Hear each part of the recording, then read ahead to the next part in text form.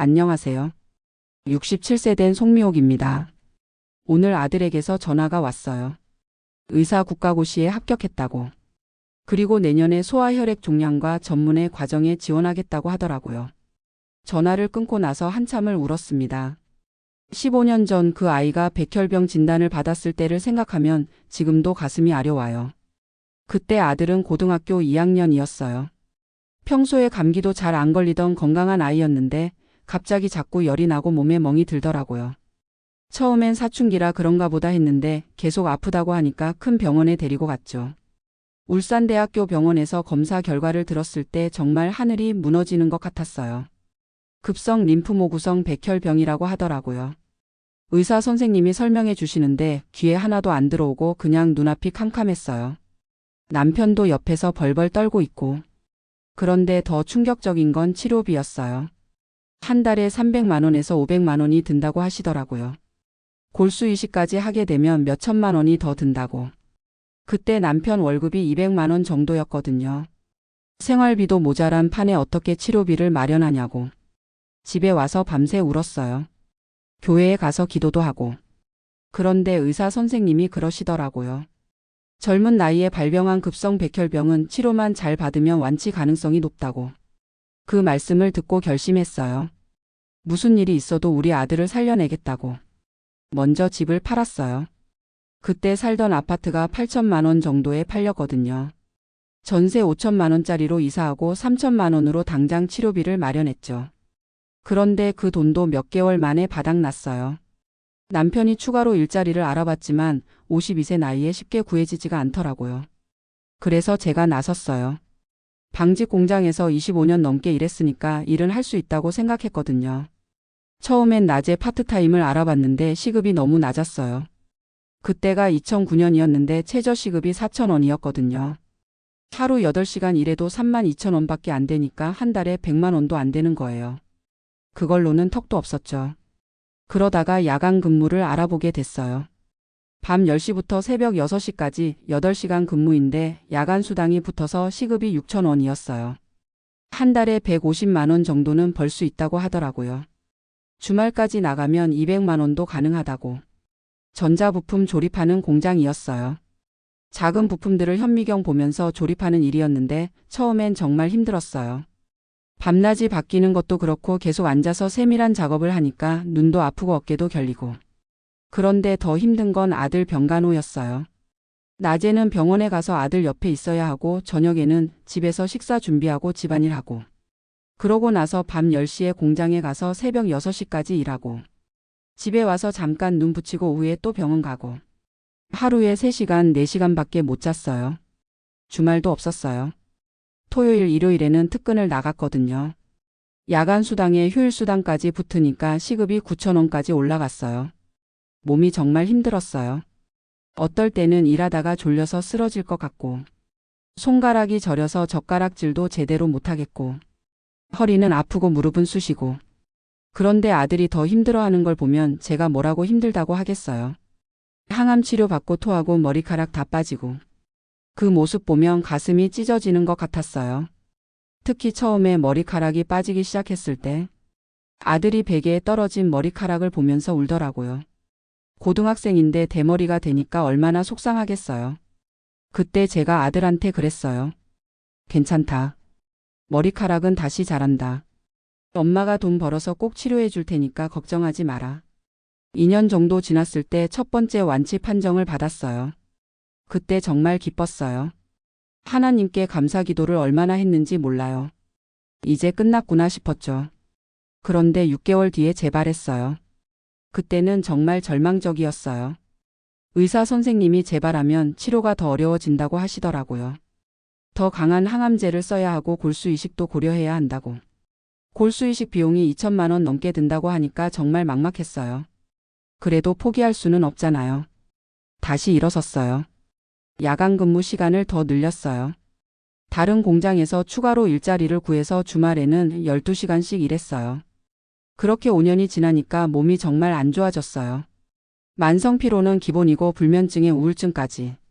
무릎은 아파서 계단 올라가기도 힘들고 허리는 디스크가 와서 삐끗하면 못 일어나겠고. 남편이 그만하라고 했어요.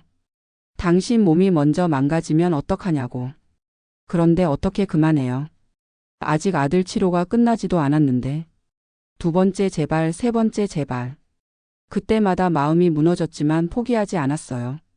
의사 선생님들도 정말 고생 많다고 어머니의 정성이 아들을 살리고 있다고 격려해 주셨어요. 공장 동료들도 참 고마웠어요. 제 사정을 아니까 힘든 작업은 안 시키고 아들 병원에 급히 가야 할 때는 대신 일해주고. 같은 처지의 엄마들도 만났어요. 병원에서 만난 다른 환자 가족들. 서로 위로하고 격려하면서 버텼어요. 10년이 지나니까 아들이 많이 안정됐어요. 재발 없이 5년이 지나면 완치로 본다고 하더라고요.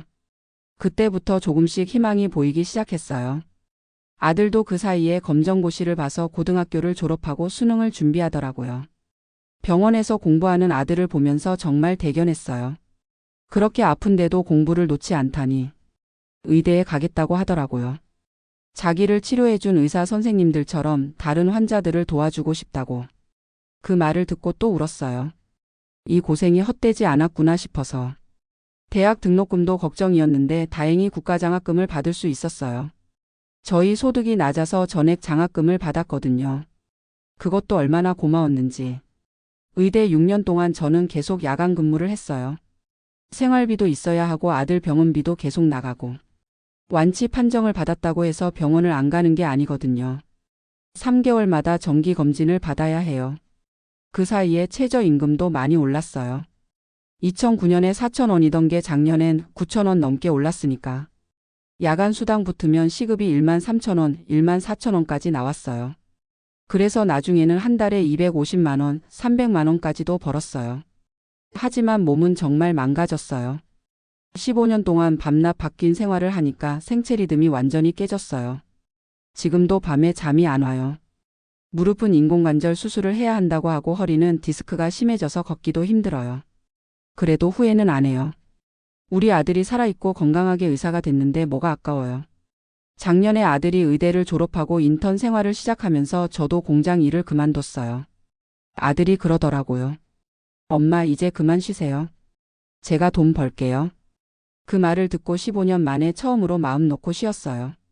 지금은 집에서 몸조리하면서 지내고 있어요. 남편은 아직 아파트 경비 일을 하고 있고요. 국민연금이랑 남편 월급으로도 생활할 만해요. 15년 동안 정말 절약해서 살았거든요. 며느리도 생겼어요.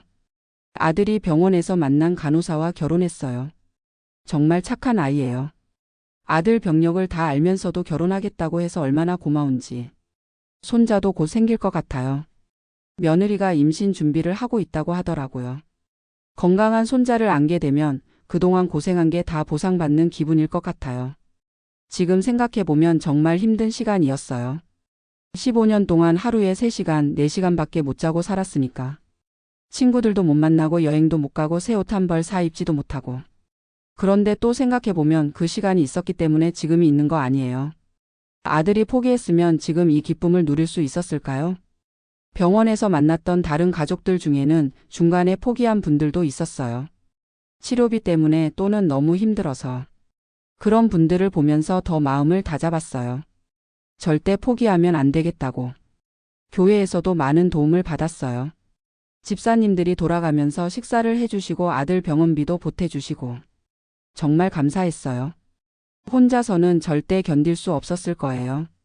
가장 힘들었던 순간은 아들이 3번째 재발했을 때였어요. 그때는 정말 절망적이었어요. 의사 선생님도 고개를 갸우뚱하시고 혹시 이번엔 정말 안 되는 건 아닐까 생각했어요. 그런데 아들이 그러더라고요. 엄마 포기하지 마세요. 저도 끝까지 싸울게요. 17살 아이가 그런 말을 하니까 제가 어떻게 포기하겠어요. 더 기를 쓰고 버텼어요. 가장 기뻤던 순간은 완치 판정을 받았을 때였어요.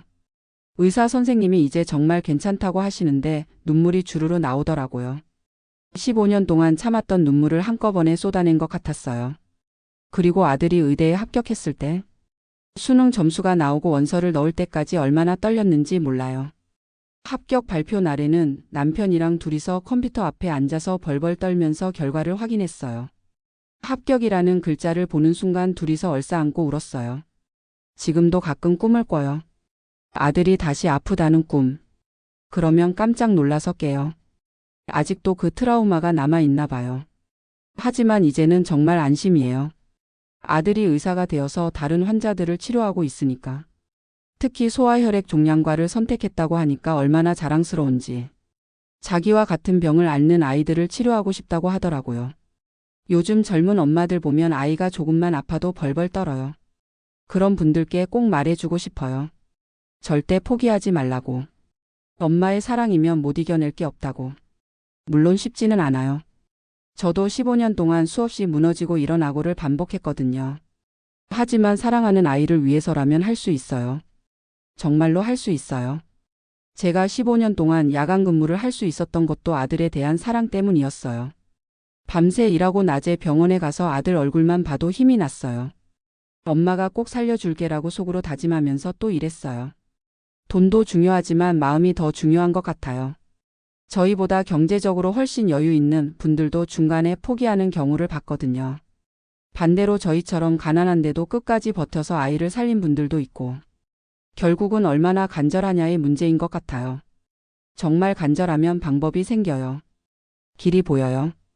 지금도 병원에 가면 투병 중인 아이들과 부모님들을 만나요. 그런 분들께 꼭 말씀드려요. 포기하지 말라고. 지금은 터널 속에 있는 것 같지만 반드시 끝이 있다고.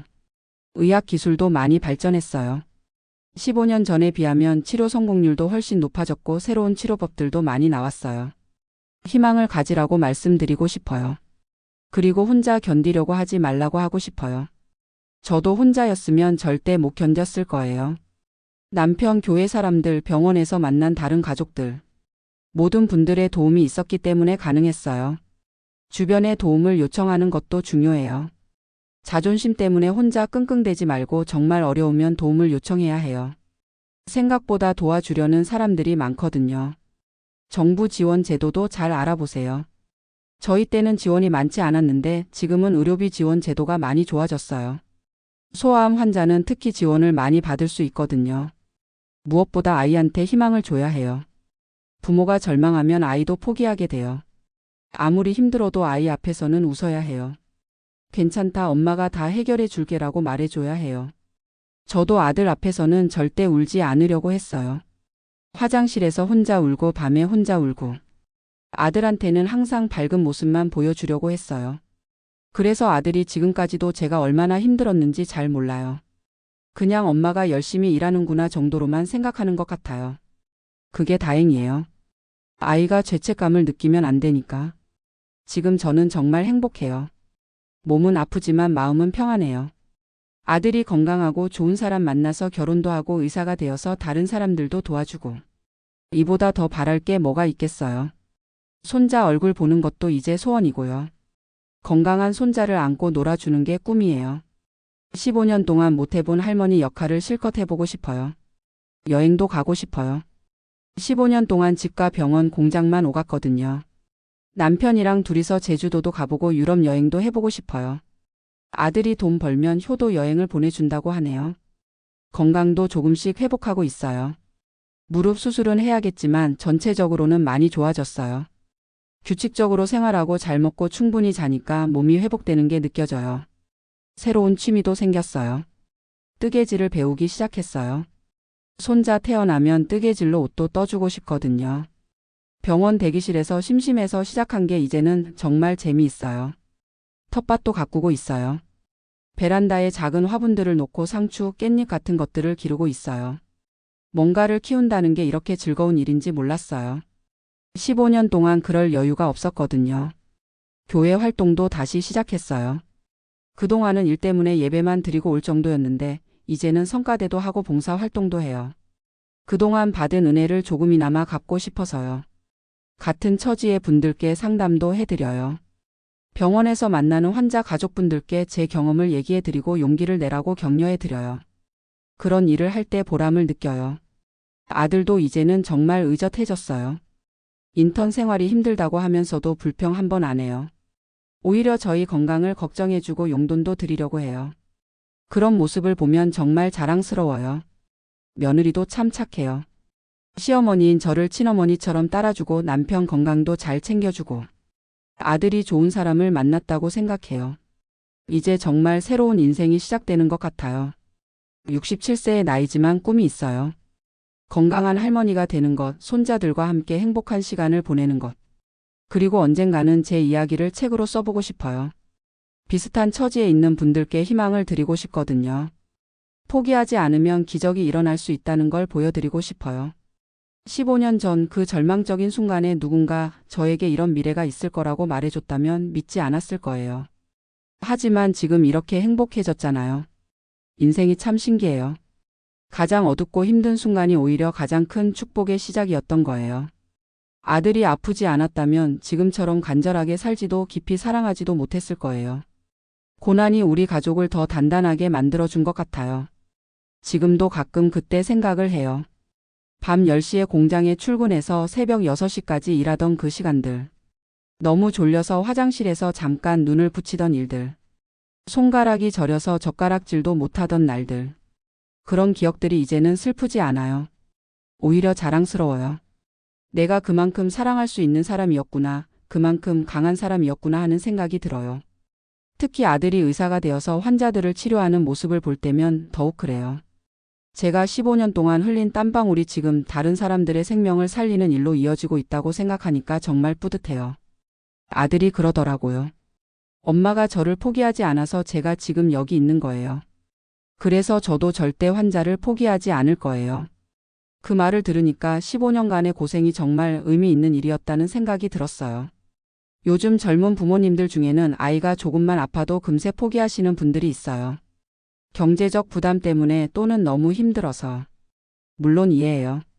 저도 수없이 포기하고 싶었거든요.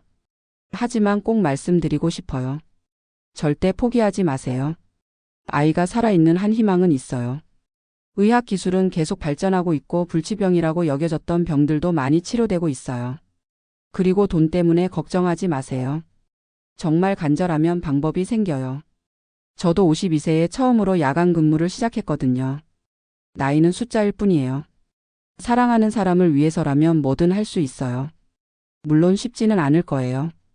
저도 정말 많이 힘들었거든요. 어떨 때는 이 고생이 언제 끝날까, 정말 끝이 있을까 싶었어요. 하지만 지금 돌이켜보니까 그 시간들이 다 의미가 있었어요. 가족의 소중함도 더 깊이 깨달았고요. 남편이 얼마나 든든한 사람인지, 아들이 얼마나 소중한 존재인지. 평범할 때는 당연하게 여겼던 것들이 얼마나 귀한 건지 알게 됐어요. 건강의 소중함도 절실히 느꼈고요. 아프기 전에는 건강을 당연하게 생각했는데 이제는 하루하루 건강하게 지낼 수 있다는 것 자체가 축복이라고 생각해요. 인간관계도 정리가 됐어요. 정말 어려울 때 도와주는 사람이 진짜 친구라는 걸 알았어요. 반대로 어려우니까 피하는 사람들도 있었지만 그런 분들을 원망하지는 않아요. 사람마다 형편이 다르니까요. 오히려 도움을 주신 분들께 더욱 감사해요. 교회 집사님들, 공장 동료들, 병원 직원분들. 그분들의 작은 관심과 배려가 얼마나 큰 힘이 됐는지 몰라요. 특히 공장에서 함께 일했던 아주머니들이 정말 고마웠어요. 제 사정을 아니까 힘든 일은 대신해 주시고 아들 병원에 급히 가야 할 때는 빨리 가, 여기는 우리가 할게 하면서 보내주시고. 그런 분들 덕분에 15년을 버틸 수 있었어요. 병원에서 만난 다른 환자 가족분들과도 정말 끈끈한 정을 나눴어요. 같은 고통을 겪고 있으니까 서로를 이해하고 위로할 수 있었어요. 지금도 가끔 연락하면서 안부를 묻곤 해요. 그 중에서도 특히 기억에 남는 분이 있어요. 딸이 뇌종양으로 투병하던 어머니였는데 저보다 더 어려운 상황이었거든요. 남편이 일찍 돌아가셔서 혼자 딸을 키우고 계셨어요. 그분이 저에게 그러시더라고요. 미옥이 언니, 우리 포기하지 말고 끝까지 해봅시다. 서로 격려하면서 버텼어요. 다행히 그분 딸도 완치 판정을 받았어요. 그런 분들을 볼 때마다 생각해요. 세상에는 정말 힘든 상황에서도 포기하지 않고 사랑으로 버티는 사람들이 많다고. 그런 사람들이 있어서 세상이 아직 살만한 곳이라는 생각이 들어요. 저도 이제는 그런 역할을 하고 싶어요. 힘든 상황에 있는 분들께 희망을 드리고 용기를 북돋아 드리고 싶어요. 제가 받은 도움을 이제는 다른 분들께 나눠드리고 싶거든요. 그래서 요즘 병원에 가면 투병 중인 환자 가족분들과 많이 대화를 나눠요. 제 경험을 들려드리고 포기하지 마세요, 희망을 가지세요 라고 말씀드려요. 그럴 때 보람을 느껴요. 며칠 전에도 20대 엄마한테서 전화가 왔어요. 5살 아들이 백혈병 진단을 받았는데 어떻게 해야 할지 모르겠다고. 그분께 자세히 말씀드렸어요. 치료비 마련하는 방법, 정부 지원 제도, 마음가짐까지. 그분이 그러시더라고요. 언니 이야기 듣고 용기가 났어요. 저도 끝까지 해볼게요. 그런 말을 들으면 정말 기뻐요. 제 경험이 다른 분들께 도움이 된다는 게. 아들한테도 그 얘기를 했어요. 너도 의사가 되면 환자들에게 희망을 줄 수 있는 의사가 되어라. 병만 고치는 게 아니라 마음도 어루만져 줄 수 있는 의사가 되어라. 아들이 그러더라고요. 엄마가 보여주신 것처럼 저도 절대 포기하지 않는 의사가 될게요. 정말 자랑스러워요. 제 아들이지만 정말 훌륭한 사람으로 자란 것 같아요. 15년간의 투병 과정에서 많은 걸 배웠을 거예요. 생명의 소중함, 가족의 사랑, 희망을 잃지 않는 것의 중요함. 그런 아들이 이제 의사가 되어서 다른 환자들을 치료한다고 생각하니까 정말 뿌듯해요. 제가 15년 동안 흘린 땀과 눈물이 헛되지 않았다는 생각이 들어요. 지금도 가끔 꿈을 꿔요. 아들이 하얀 가운을 입고 환자를 치료하는 꿈. 그 꿈을 꿀 때마다 행복해서 웃으면서 깨요. 정말 꿈만 같아요. 15년 전에는 상상도 못했거든요. 백혈병 진단을 받던 그날 정말 세상이 끝난 것 같았는데. 그런데 지금은 이렇게 행복하니까. 인생은 정말 모르는 거예요. 가장 어둡고 절망적인 순간이 오히려 가장 큰 기적의 시작이었던 거예요.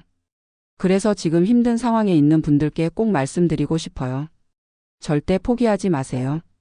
지금은 터널 속에 있는 것 같지만 반드시 빛이 보일 날이 올 거예요. 저처럼 평범한 사람도 할 수 있었어요. 특별한 능력이 있어서 한 게 아니에요. 그냥 사랑하는 아들을 포기할 수 없어서 한 거예요. 모든 부모가 다 그런 마음을 가지고 있을 거예요.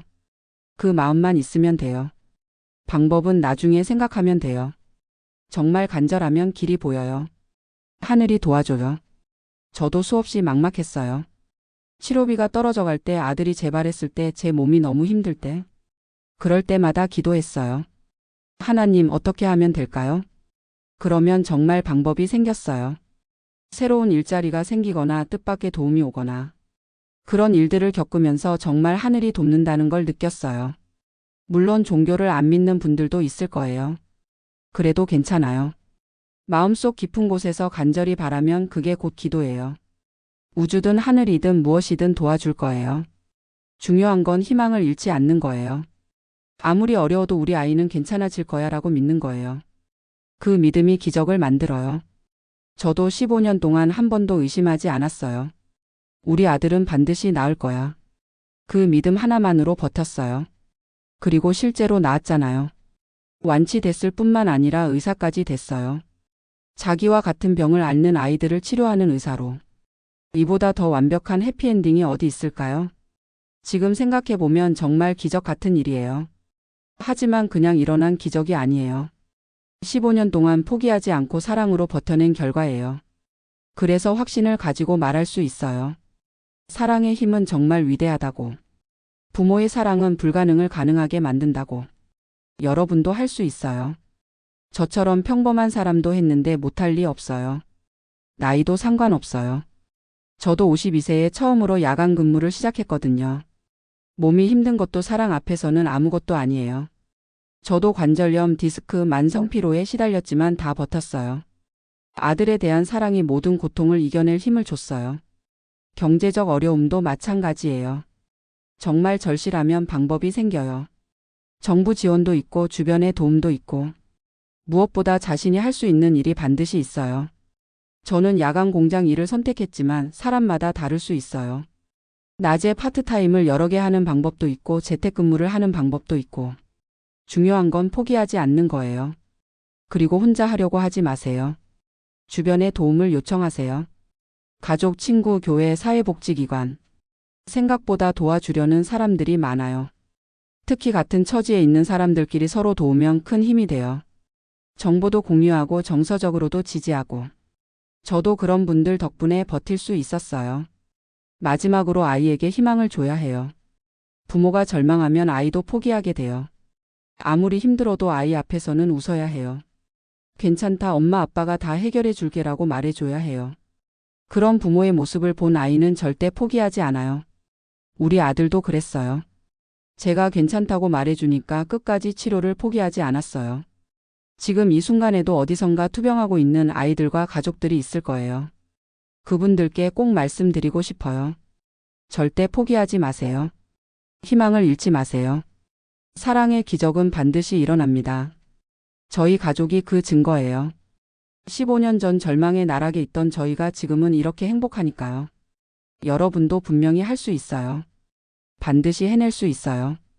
그날이 올 때까지 저도 계속 응원할게요. 기도할게요. 여러분 모두가 저희처럼 행복한 결말을 맞이하시기를 간절히 바라겠습니다. 사랑하는 사람을 위해 희생할 수 있다는 것. 그것이야말로 인생에서 가장 큰 축복이라고 생각해요. 15년간의 밤샘 근무가 힘들었지만 그 시간들이 제 인생에서 가장 의미 있는 시간이었어요. 지금도 그때를 후회하지 않아요. 오히려 자랑스러워요. 그만큼 사랑할 수 있는 사람이었다는 것이. 그만큼 강한 사람이었다는 것이. 여러분도 분명히 그런 사람이에요.